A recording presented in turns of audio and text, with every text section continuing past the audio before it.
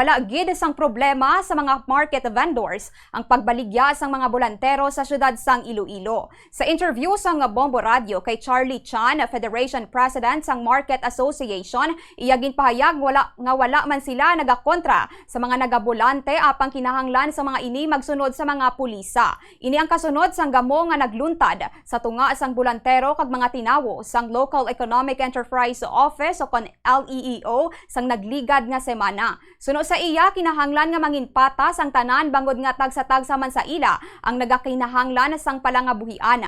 Pahayag pa sini nga kung hindi magsunod ang mga bolantero sa ila schedule, sila naman ang mapierde bangod may ara sila sang ginabayran nga arkila. Kag dako man ang posibilidad nga wala na sa magasulod sa ila nga mga bumalakal sa merkado. Nahibaluan nga may ara sang schedule ang ginhatag ang Iloilo City Government sa mga bolantero sang syudad kag probinsya sang Iloilo agod makabaligya sa pila ka mga merkado. Kami nga mga vendor, wala sila yung problema. Kaya hindi na ko nag-consult engineer sa amon. So, ang amon, nagtanin sila.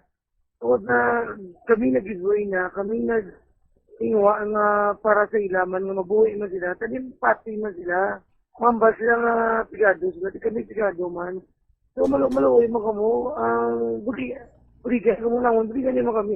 Hindi na kami pagpasyaman.